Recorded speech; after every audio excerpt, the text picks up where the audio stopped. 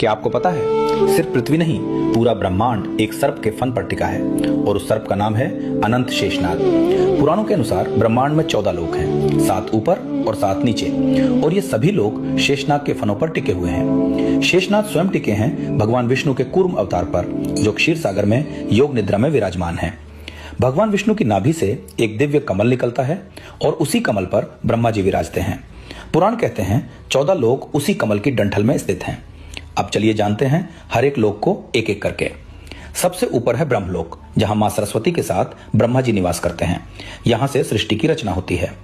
इसके नीचे है तपोलोक, जहां वैराज देवता हजारों वर्षों तक तपस्या करते हैं।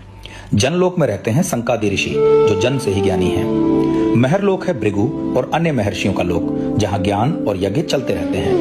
इसके नीचे है स्वर्गलोक, इंद्रदेव का राज्य, अप्सराएं, विमान और देवताओं का धाम।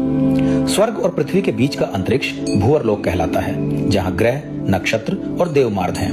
और फिर आता है पृथ्वीलोक, जहां हम सभी रहते हैं, कर्म और धर्म का क्षेत्र। पृथ्वी के नीचे पहला लोक है अतल, जहां मैदानव के पुत्र का शासन है। वितल लोक में भगवान शिव के भूतगण निवास करते हैं। सुतल लोक है राजा बलि का राज्य, जो भगवान वामन को समर्पित है। तलातल लोक में रहते हैं माय दानव, दानवों के विश्वकर्मा।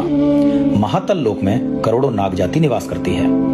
रसातल लोक है दैत्य और असुरों का अंधकारमय क्षेत्र।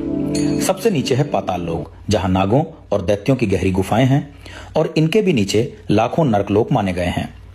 पुराण ये नहीं कहते कि ब्रह्मांड सिर्फ पत्थर और ग्रहों से बना है, बल्कि ये बताते हैं सृष्टि संतुलन पर टिकी है, और उस संतुलन का नाम है विष्णु, और उसे थामे हुए हैं अनंत शेष। जब तक शेष हैं, तब तक सृष्टि है।